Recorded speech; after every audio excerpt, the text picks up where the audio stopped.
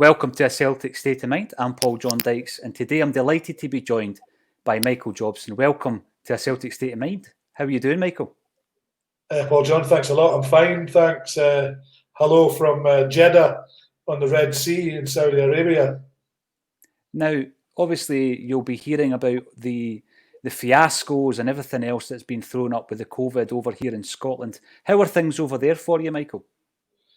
Yeah, well, look, much the same. To give you a wee bit of background, I came here, in my work in the entertainment industry. I'm a producer.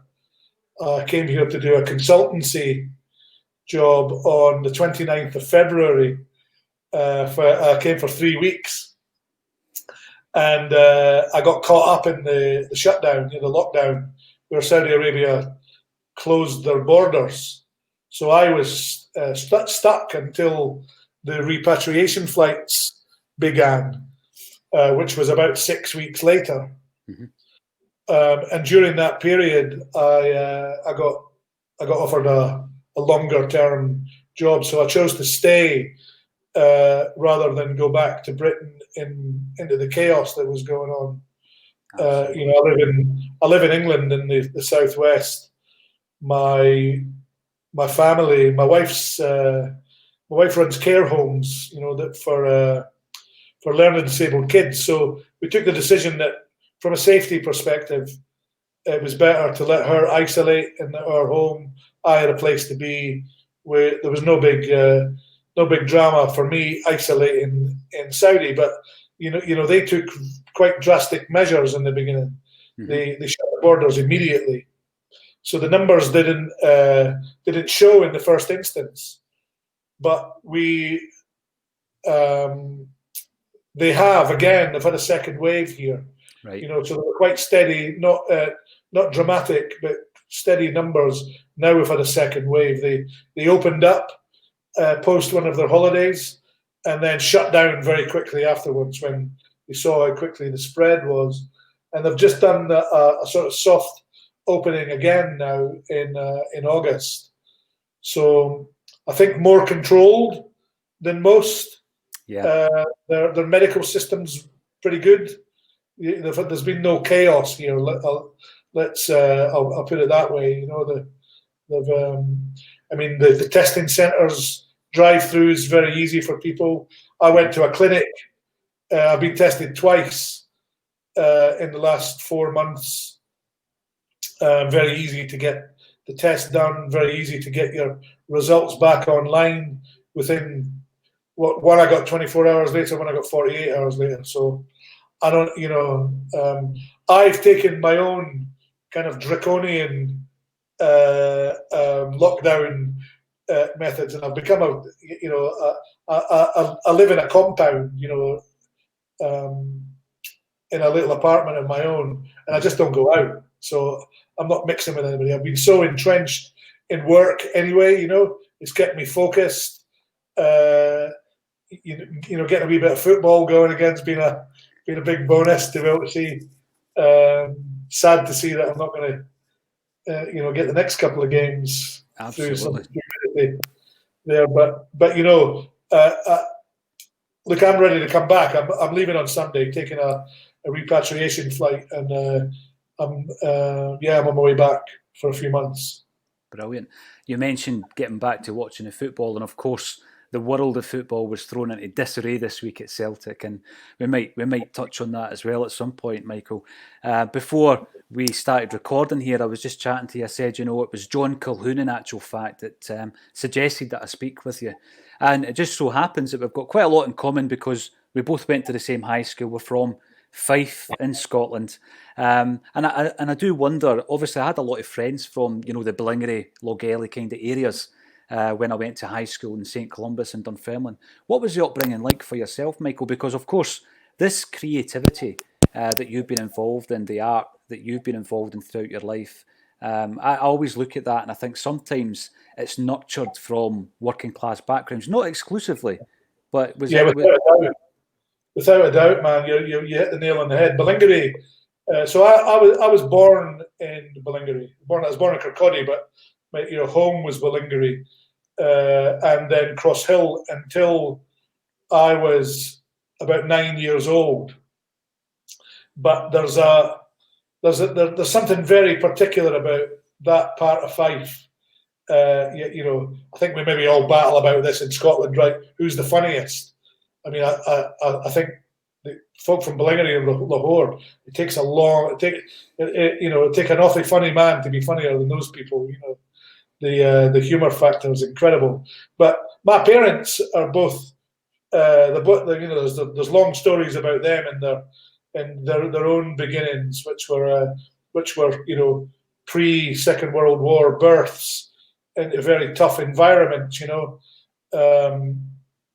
But my father was a miner in the Mary Pit originally in Glencraig,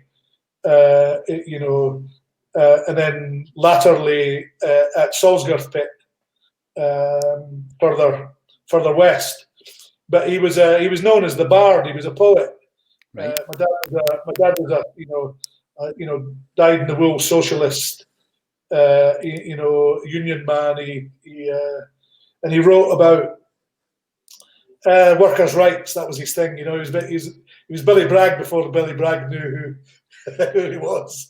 My old man, and my mum was a singer. So we were brought up on the best of country music, and so the kids, there's 5 of us. My brother Francis was a fabulous artist and allowed to flourish. They never stood in the way of that. John, my next brother, football player, a terrific football player, and ended up as the coach of the Dunfermline Athletic, along with Jim Leishman years ago. Great player, John. I think hailed at one point as John Peel's favourite player of the time when he'd scored 50 plus goals in a season for Meadowbank Thistle. I don't think he ever really got to where he should have done. He was a better player than his career showed him to be. I think culture at the time maybe didn't help. Smoking, drinking, living, and then we had the guy who kind of made the such incredible changes in our family. Was Richard, my brother Richard, that was the singer in the Skids. So for me, of course, it had the impact of what he did as a 16-year-old was enormous on the family, because we were thrown into this whole new kind of world of quasi celebrity, if you like. How do people handle that sort of stuff? Well, for me, I was we moved from Crosshill to a village called Salin. I know it well. Yeah. Salin, just up the road from Oakley. Yeah. It was to where my father worked at Salisbury Pit, so it was closer to work for him and what have you. Richard was just leaving school, just joined the Skids. I just went to high school. It's 1977. We're in the midst of a revolution in our country, and my life was mapped out for me as an 11-year-old, really. My brother Richard, he went on and did it, with his career. We didn't cross paths much professionally, but it was his influence and his willingness to have me around as a young boy that gave me my route into what I've done for my entire life since. As an 11-year-old, I was in the van with the Skids going to gigs and learning the trade. I was lifting guitars out the back of the van, and so I started. I remember I don't know if you remember a guy called Mr. Thomas at St. Columbus. He was a modern studies teacher. Modern studies, yeah. He was a particularly hard man. He's a tough guy, and he liked me. I wasn't a bad student, actually. I wasn't a bad, when it came to things like modern studies, because politics interested me, and I loved geography, I loved history, I loved English. The stuff that probably came from my parents, really, a desire to know more about the world and the wider things, stuff like maths and technical things. I just found like, wow, well, this is boring, What about, I was like, I want to go to Chile. I want to go to Argentina. Yeah. So, but my brother's willingness to have me around, everything changed for me. I knew, I could tell you the date. It was the 24th of October, 1977, and the Clash, Richard Hell and the Voidoids, the Loos, and the Skids played at the Kinema Ballroom in Dunfermline, and I was there. I don't know if you remember the ballroom or Night Magic, or I don't know your age group. It was the Hollywood Boulevard. The original ballroom. There was okay, so many years later, okay. But in the original kind of a ballroom, it was a very long building, and the stage was on one end. But then there was a secondary stage halfway up the hall, which was what you would probably remember as the DJ booth. Right. When you look over it from on the left-hand side. So that's where the Skids played that night. They opened the show as Dunfermline's band, and I remember standing there, and I was wearing a pair of Birmingham bags and a V-neck T-shirt with two stripes on it and no shirt underneath. It was the fashion of the time, right? We've all seen it. I think there's a famous photograph of Bobby Sands probably wearing exactly the same gear. That's right. And I had the same haircut, actually, the feather cut, the 70s feather cut. Anyway, my life changed that day. I knew what I was going to do. I knew where I was going. And I'll go back to Mr. Thomas with regards to this, because he was pivotal in all of this as well, So when I went back to school, I had my hair cut off, and the bags were gone, and the striped shirt was gone, and I had a very different perspective on who I was and how I was going to be coming out of that experience of seeing Richard Hell and the Voidoids and the Clash, and Joe Strummer was, to me, Bob Dylan. He was our Bob Dylan of the time. So I went back to school as a very different kid. Whether the transformation physically had happened quite at that point, I'm not quite sure, but mentally it happened over a weekend, And Mr. Thomas took great umbrage to me when he was trying. And what I would say at this stage of my life is that I was disrespectful to the man, and now I would like to shake his hand and apologise. But at the time, I thought I knew better. Was that he was trying to do a careers talk with 7 or 8 kids in his tiny little modern studies class, which I was super interested and super involved in. But I told him, Mr. Thomas, I know what I'm going to do. I don't need to go to university. I'm just going to do school, and then I'm going on the road. I'm going to work for bands. Mm-hmm. And he took me outside the office. This kind of audacity of this 12-year-old boy to be talking like that to him, and I understand him. In front of the rest of the class was like, wasn't to be tolerated. Anyway, I mean, you know how brutal he could be, and he was. I won't give you the details, but he was brutal to me, and I felt that brutality, So I never disrespected the guy again, but I'd made my statement, and it came to fruition. I did exactly what I said I was going to do at 12, and the Skids had broken up by the time I left. Was leaving school. They were just on the verge of breaking up, So that was an avenue for me to go down. I had to go and find my own way. And Susie and the Banshees were my first outlet. My brother Richard lived. They shared an apartment with Steve Severin, the bass player in the Banshees, and they sort of took me on as one of their own, really. I had a long time relationship with them right through right through the 90s, in actual fact. And I'm good friends to this day. But of course, my career went off in many different directions, That's incredible. It's incredible, Michael, that John Colquhoun sees an echo in the Bunnymen record in our studio and says to me, you should speak to Michael Jobson. And then it turns out we had the same modern studies teacher. And we probably had the same experience with the same teacher as well. How about that? Yeah. Well, I love some of our teachers at that school, Mr. Gudici, particularly fond of. Terry McNeish, even more fond of him. Mr. Mitchell, English teacher. Mr. Absolutely. Mitchell was my English teacher. That guy. And the Another assistant. Celtic fan, Michael, believe it or not. Big time.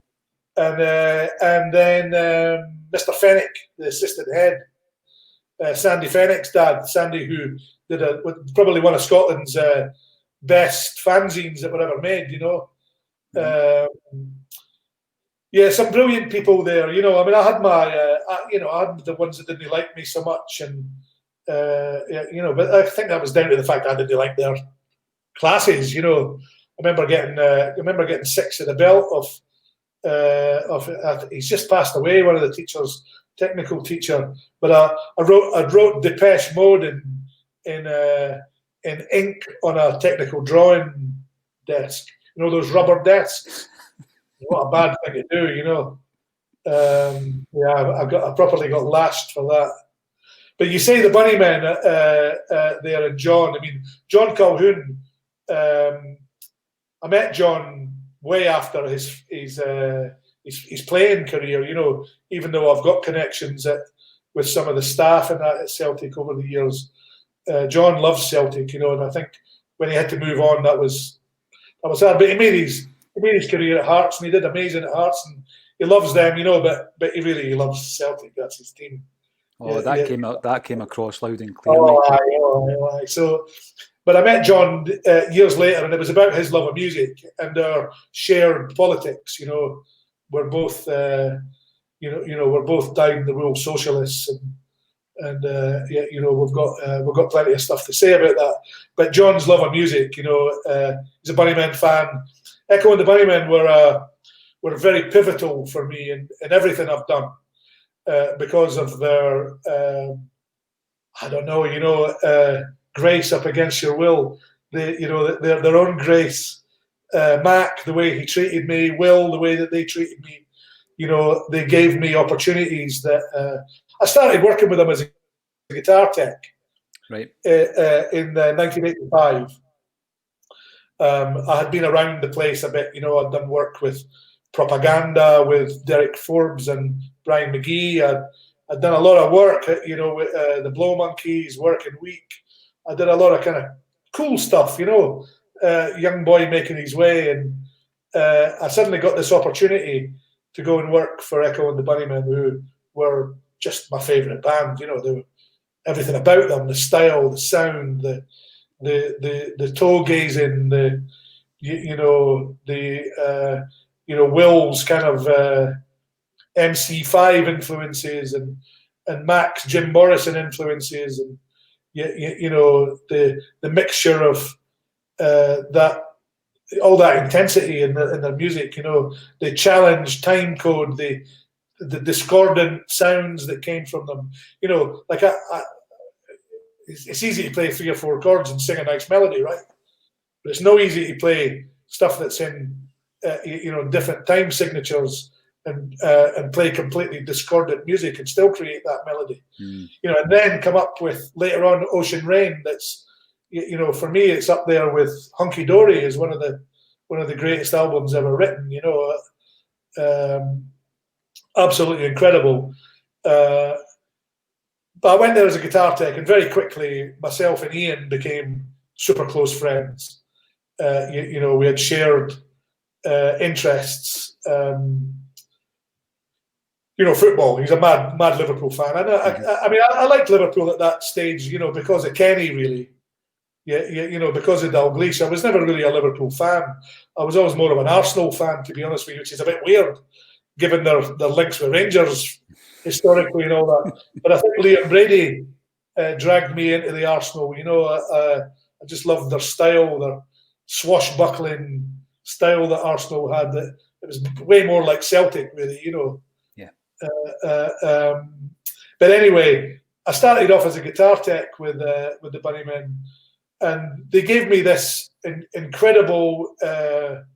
What word could I use? I was so blessed to arrive there at this time in their transformation into this huge band that they became, because I was given the honor of getting to play live. You know, I went from stringing the guitars up and to getting to play a few songs here and there, and it was a privilege. I was a privileged person. That's the word I was looking for. Enormous privilege that who gives that up? You know what I mean? I've worked with a lot of people over the years. Who gives up that piece of real estate on stage with them to another person to bring something to what they're? It's like an artist saying, "Yeah, you can do that blue bit."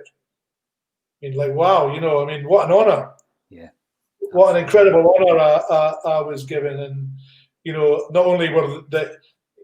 Was listening to and working with this band that I loved, some of the greatest songs written of the time. All of a sudden, I found myself, on stage in front of, 35,000 people in Brazil. Touring America. I don't know. I mean, I was taught as my family to be, to be humble, not, stay unassuming. They don't. And Richard took all that, love of adulation from all of us. He did enough of it for all of us, really. But I could tell you how much I smiled in those days, and never to be beaten. I've had an incredible career in music, but they were my halcyon days. They were my the greatest days of my life, really. Did you ever think, once you're on that stage and the feeling that gave you, Michael, did you ever think to yourself that you were built for the stage rather than the kind of backstage? Yeah, it had its moments, and there's a sad tale to that, and it revolved, and it involves the disintegration of a friendship with Ian from the Bunnymen. When they broke up, I never saw it coming. I had gone from being the guitar tech, and I started to learn my trade, because them in their own right, they were a very socialist organization. Everything, we all had more than one job. We operated as a bit of a commune kind of thing. Myself and Jake, the keyboards player that's passed away, we did a lot of kind of administrative work, and I ended up being the production manager. So that's what took me into the next level of management in my career. And it was easier for me to do a bit of playing and be the production guy, and they had somebody else looking after the gear, and all that. But they never had management. They when their first management went off, and Bill started the KLF and all that kind of stuff. I often say KLM there. I keep getting old. We did it ourselves. We took care of everything. The band made their own strategic decisions, and I loved all that. That was right up my street. So I moved on, and but then they took on. They were having such enormous success. The success of Dancing Horses being in Pretty in Pink elevated them. College radio in America elevated them again. The success was flying at us. And it was going a bit to the argument started to creep in there about publishing splits and who deserves what. Pete, the drummer, the greatest drummer that ever lived, if you ask me. He started to go off the rails a bit, then came back. The disputes about writing and Ian, then these American managers arrived. who told him he was the greatest and he didn't need anybody else. It's not the first time that's happened in rock and roll, and it won't be the last. But that was the worst one for me, to see that happen and watch the band break up and him go off solo. But he was my mate. We were busy mates, and I went off to tour with UB40 when this all happened. Long tour, years worth of work. My firstborn twins had just arrived. I needed to work, and anyway, he called me and said, solo record, let's go. We'll do the demos at my house. So I jacked in my job with UB40, went home, moved from North Wales, where my wife and I lived, and moved up to Liverpool. And I got to work on the creation of the first solo album, Candleland. Mm-hmm. Some lovely songs on there.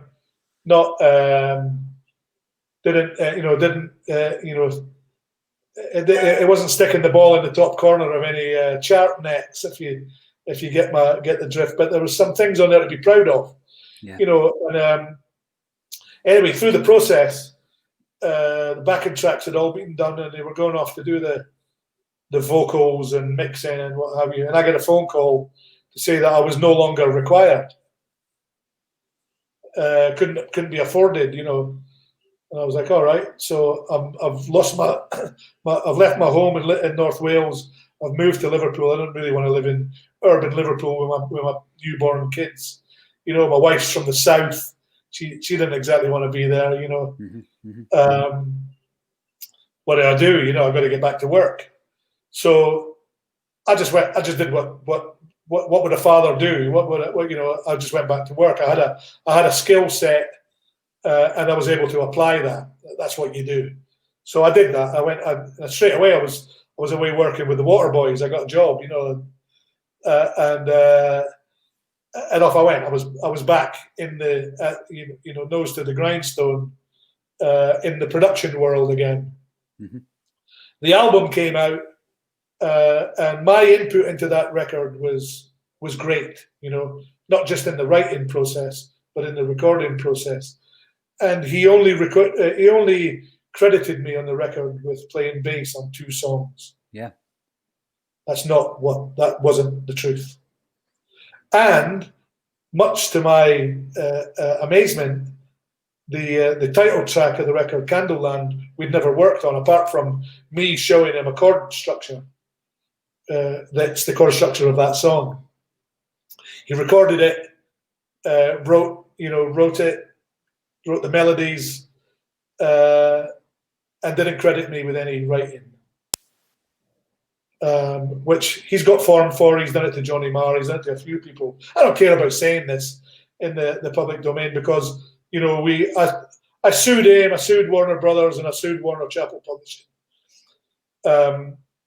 But the record didn't exactly do well. What I needed at that stage of my life was I needed money. Mm-hmm. Feed my family, So I did what I'm actually ashamed of today, and that's I took the settlement. If you were to ask me again today, I would want my credit as a writer. Yeah.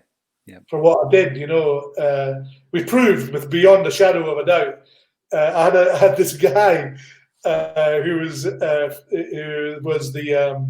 who scored the strings for Chariots of Fire, was the musicologist appointed by John Kennedy, who was my brother's lawyer at the time, who's now Richard Ashcroft's manager and a good friend of mine. The musicologist went through the entire Bunnymen catalogue and proved by previous work that such chords weren't in Ian's repertoire, mm-hmm. but they were in mine.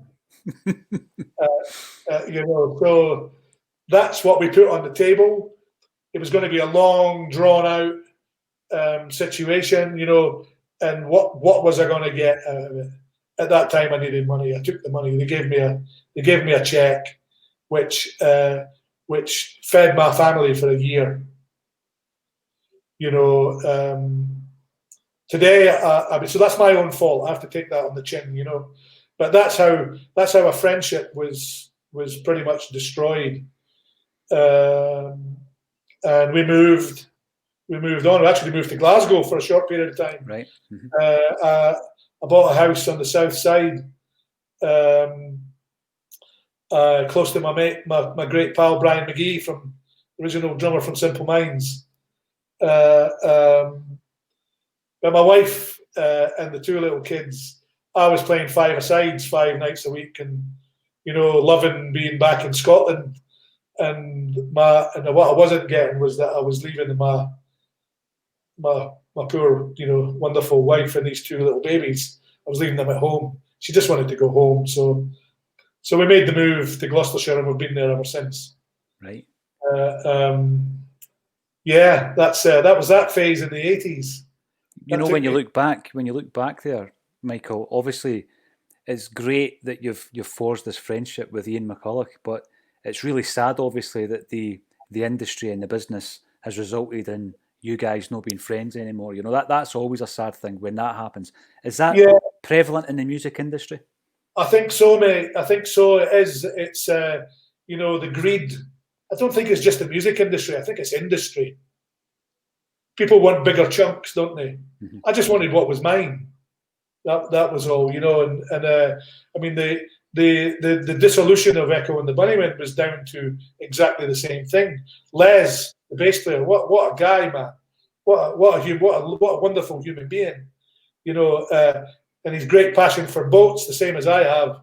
He works. He lives in Australia. Works in a boatyard, and he's a happy guy.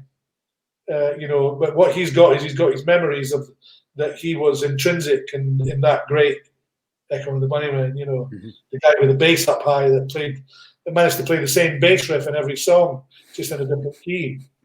And there's a brilliant bass riff, by the way. And then there's Pete dead, Jake dead. There's Mac and Will. I mean, I've had dialogue with Ian over the years since, he knows how I feel about it. We wouldn't talk about it. There'll be no rows or anything. It's what it is. I took the settlement. Mm-hmm. That's you make a deal, it's done, right? So I'm not crying over spilled milk here. I'm just telling you a story, right? I've got to accept that I made a decision. I could have carried on with a court case, and I would have won. But I'd have had a songwriting credit. Mm-hmm. Mm-hmm. Okay. I mean, I wrote a song last week for my granddaughter. I'm super proud of that.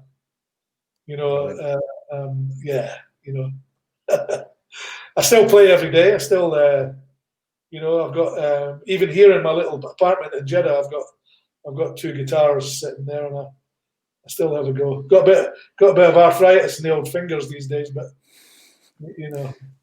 See, when you moved away from Glasgow, Michael, it would have been good for you, obviously, being in Glasgow to get a chance to go and watch your beloved Celtic again. And what era were we talking there? Was that probably in the 1990s? That was 1990. Yeah. Yeah. I mean, at an era when we were battling, the Dundee United semi-final in was it in 1990 or was it 89? 1990, the League Cup semi-final. Yeah. Yeah. Mm-hmm. Oof. Wow, still standing in the jungle at that time, right? Oh yeah, yeah. And amazing. My first game was St Johnstone at home in 1973, I think. And it was Richard that took me. Right. Richard took me to see Celtic. Yeah, Celtic. I love the Celtic. And you would have seen the great George Conley, Michael, another George St Columbus alumni. Yeah. He played for my brother John. When my brother John was the manager of Oakley, George would come and have a game for Oakley. Brilliant. John tells a great story. He says to him, George said to my brother, he said, John, I'm going to stay behind after training tonight and practice my long passes here. He says, my 60-yard pass is about 3 inches off.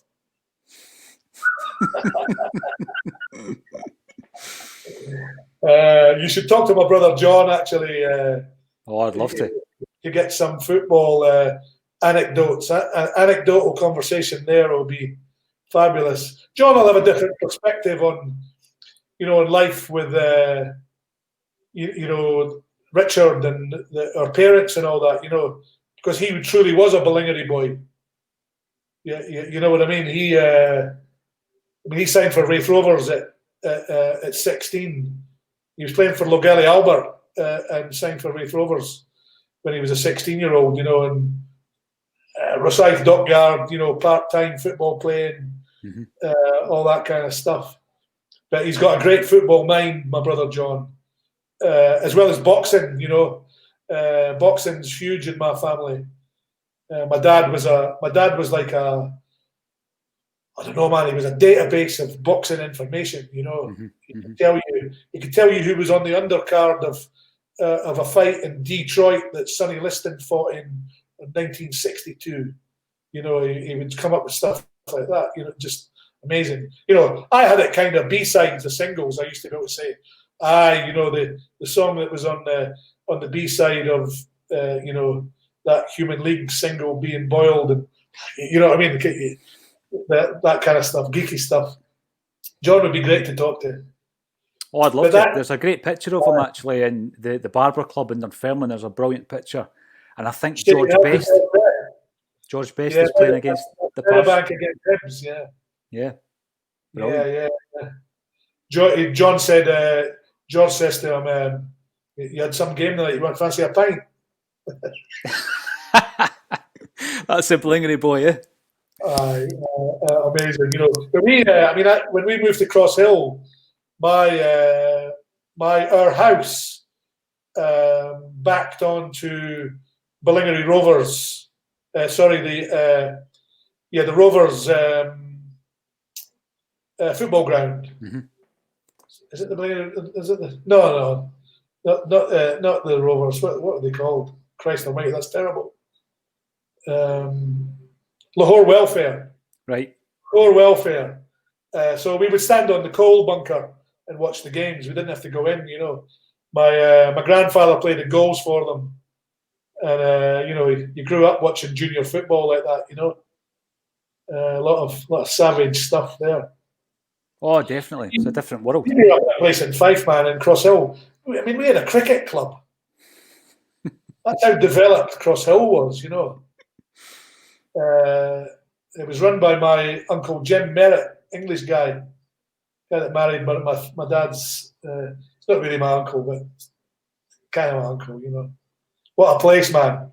Ballingery, Cross Hill, Lahore, amazing place. Brilliant. When you move away from Glasgow, Michael, you continued within the music, the world of music, and the industry. Did you move right? You continue with the management side of it after that as well. Well, I'll tell you, it's a funny story. This is a good segue into this very funny story. When I moved away moved back to Gloucestershire, I was at a sort of impasse. I was in a place where I was like, I don't know what I'm going to do here. I've got no roots. All of a sudden, not in control. My wife was in control. She'd moved us, so no longer was it based around us being in London. That was my work. We went to North Wales because I worked with the Bunnymen and it was easy to commute. We went to Liverpool because I worked with the Bunnymen. We went to Glasgow because I worked with so and so. I worked with Hue and Cry. I worked with quite a few Scottish acts of the day. But then we moved back to Gloucestershire, and I was like, wow! All of a sudden, it's not me making the decisions, and I was at a kind of, what do I do about work? Anyway, the Bunnymen had this guy that worked for them as a tour manager, an Australian guy called Ted Gardner, and he had gone from tour management into management, and he managed this American rock band called Jane's Addiction, and they were coming to Europe to do 3 months of touring, and he said to me, "There you go, it's yours." So I went to the next level of my work where he looked after the band, but I created this kind of hybrid situation for myself where I was the production manager, so looking after the technical aspects of the shows and the advancement of that, and looking after the crew and the travel and all that stuff. But I also did the finances, right? Which I was always pretty good at, anyway, so I became the kind of quasi tour accountant. Bearing in mind here, I am 25 years old at that time, 25, yeah. Still kind of young, really, for that sort of responsibility. But it took me on then, So Jane's Addiction, Perry Farrell, I became entrenched in this organisation. I go to America with him, and he's the founder of the Lollapalooza Festival. Right. So there I go. There's the next 6 years of my life. Goes into being the working with them and being the stage manager of the Lollapalooza Festival, to which I met the next set of people that I moved on to the next set of work with. So it's kind of the old adage of it's not really what it's who you know, right? And if you've got if your personality can see you through, and you've got the guile, I mean that's being Scottish, right? We have to have, that's our word. We own that word, guile. You've got to have the guile to take the job on, even if you think I'm not actually 100% qualified for this, but I'm going to do it. You've got the nuts to go after it, and I just spent my young life doing that because I figured I've got to test myself. And I'm not sure I was actually even saying that to myself. I was doing it through necessity, because I've got a built-in terror mechanism of not being able to provide. Mm-hmm. I think that's your upbringing. I think we all. I don't know if for yourself, but from where I come from, with the next generation from the Victorian parent, it's about putting food on the table. Make sure that your mortgage is paid. Make sure that your kids have got school clothes. And I don't think I functioned outside of that scope of terror until the turn of the 2000s, mm-hmm. when I started a production company, and my financial position became more stable. And I wasn't a paycheck worker, if you understand what I mean by that, running a company and taking the responsibility of that, or the responsibility that goes with that,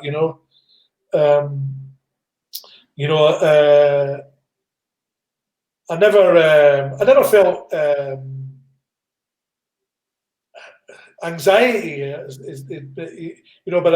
but I was driven, if you understand. Mm-hmm. I was driven to always work, and I never sat in my hands. Always, when I probably should have taken a month off and spent it with my children. No, I've got to work. I've got to do it. Got to keep working, and I did that. So my CV's long. A lot of guys have got quite short CVs because they spend their entire careers working for particular acts. I finished the tour and just went to another. Mm-hmm. And a lot of times what happened with me would be that I would take that other tour, that if I had taken 5 months off, and I went back to the previous people. But so I've always been kind of transient, moving around. So there's the stresses that go with that too. Being a bit of a Bedouin sort of character. Keep on moving and keep reinventing.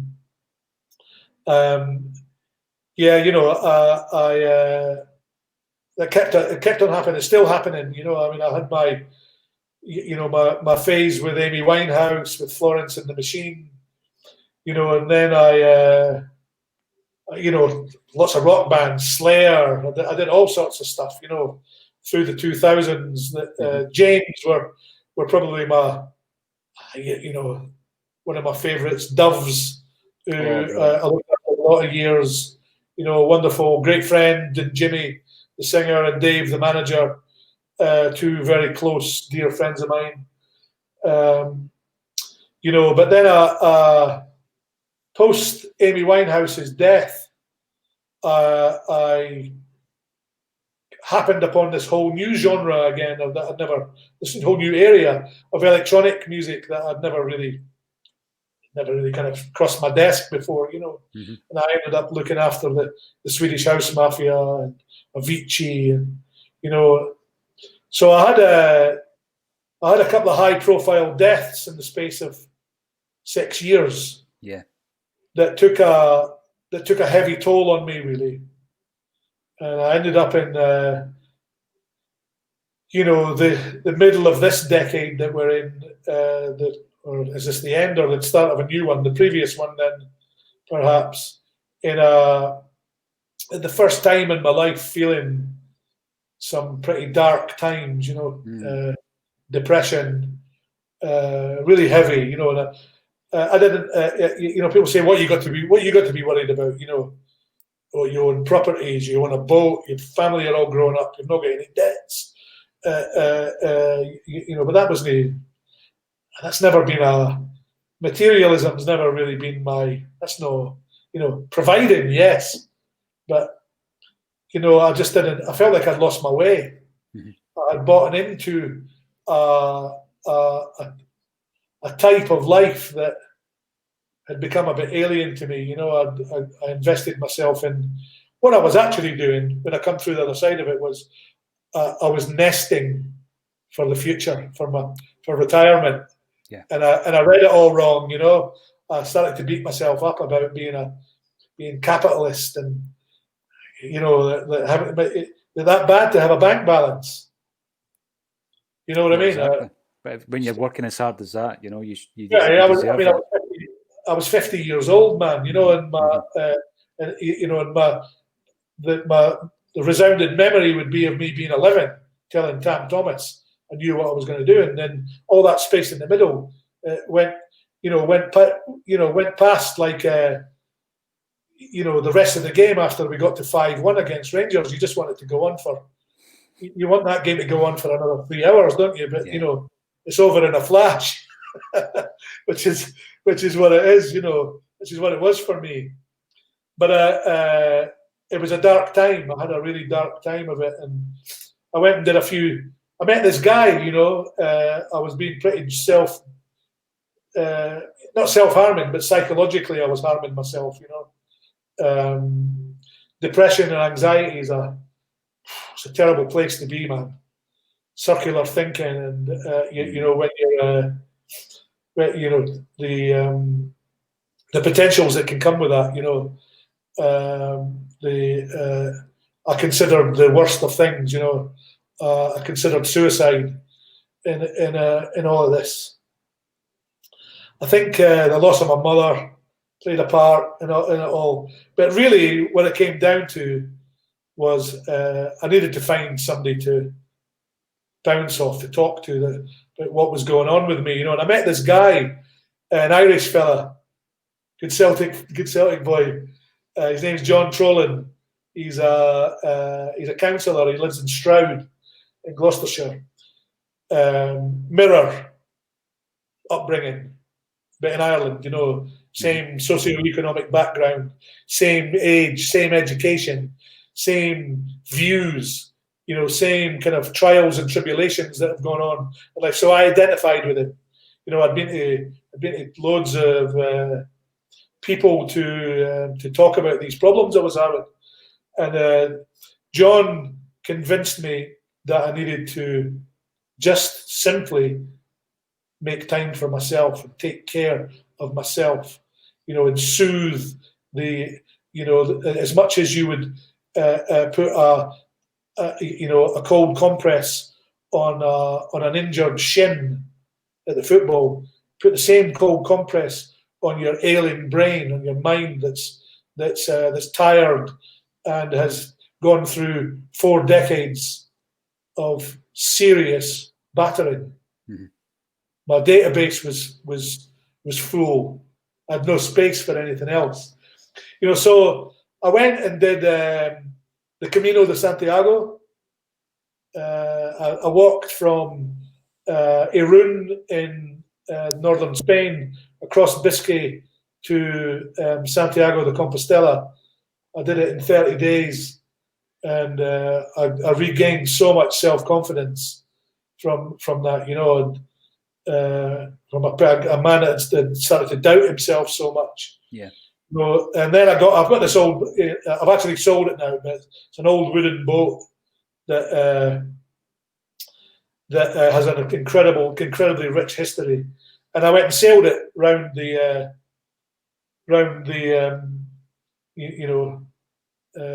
British island, as well as including the stolen counties in there. I went for a visit over there because the boat lived there for a while and spent quite a bit of time in Scotland, you know, as we came around. I did that in a couple of months, and I came out the other side of it where I realised that I have to be kinder, you know. And I think everybody, all of us, the lesson that comes out of that is you've got to try and be kind to yourself, you know, kindness to other people. And I've been involved in that community kindness, personal kindness, you know, financial kindness, whatever kind of kindness you want to, you know, kindness of spirit, you know, kindness of work, whatever I've tried to be that guy, you know, but what I realised was that I actually wasn't very kind to myself, and it took me to a very dark place where you know, the statistics out there of men of my age that do commit suicide are pretty devastating, and I was really close. You know, I was really close to doing that. You know, if not for my little granddaughter, who's been named after my mother, I think that could well have happened. Michael, I'm blown away that you've actually shared that with me, and you know, all strength to you for getting through it as well. It's incredible to get through that and to be able to reflect on it, and you figured out what caused it. That's the big thing, you know. Yeah, I mean, you can't say it's the same for everybody, right? But people in a fragile place, you know, need to look for a soft landing so that they don't break into pieces. You know, and I found I was very lucky to find, you know, find some people that could help me and to help myself, because ultimately you've got to help yourself. You know, in those situations, you can't if you just rely on the help from others, you're not repairing the damage. You know, so I've gone through a process of rebuilding, and here I am in a new venture again. You know, having and the test was incredible coming here. Here I am in 2020, and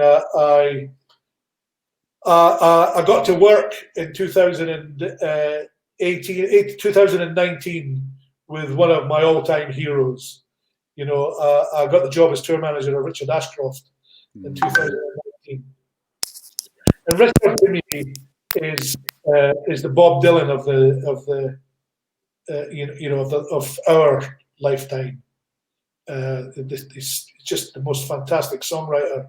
The message, his stance, just everything about the guy. You know, I had a funny encounter when my self-confidence was at an all-time low.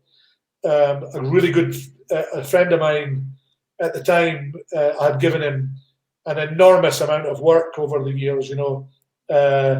I would say enough work that probably bolstered his company, and he was entrenched in the organisation with Richard, and I was suggested at the time when I was really low and I could have done with it, you know, to get my spirits up. Mm-hmm. He passed me by, said that I was the wrong personality to work with Richard. And that knocked me down. It's not his fault. He made a judgment call, you know. But you know, we're about give and take in business, right? You know. Yeah. I scratched his back for a long time. I just needed I had a wee itch on the end of my nose that needed scratching, and he wasn't prepared to do it, you know. So I want, you know, that's all right. But round the other side of things, I go back to John Kennedy. John Kennedy, who represented me in my case with Ian, is now Richard's manager. And through another great friend of mine, Ivan Kushlik, who is the Kings of Leon's tour manager, Ivan told John that I was available, and John was like, what a brilliant idea. He would fit perfect with Richard. And what's happened is, you don't always want to make friends with the people you work with. But Richard's got his country house very close to where I live in Gloucestershire. We've made friends. I don't just work for him.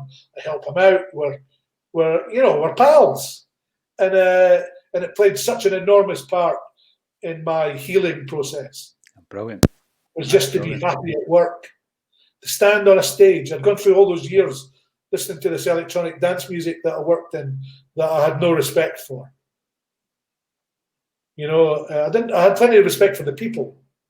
But I just had no respect for the music, really. Play it is what I say. There's nothing live in the pen drive. Right enough. And again, I could be wrong in this, Michael, but I think Richard has got a bit of a liking for Celtic as well. Richard, my brother, yeah, we all have. The whole family. We're dyed-in-the-wool Celtic fans. Richard's a passionate Celtic supporter, and Arsenal, same. We've gone to many Arsenal games together.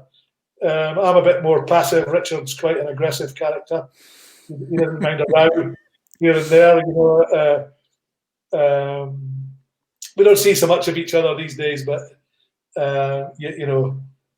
Celtic's in our blood. It's on my arms.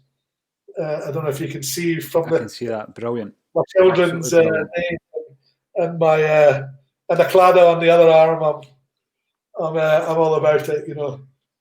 I would get when I had long grey hair. I'd get many shouts of people thinking I was the big yin. When I went to the games.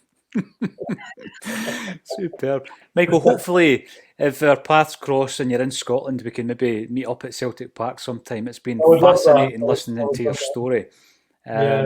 I went to school with Mr. Thomas's son, Guy, believe it or not. So it's incredible how these things work out. But I have thoroughly enjoyed chatting to you about your life and times, and hopefully we can catch up again sometime. All that's left for me it's been fascinating, and you've been through a battle and a struggle, and you managed to get through it, and I find that quite inspiring to hear that as well, Michael. So good on you. Well, thanks.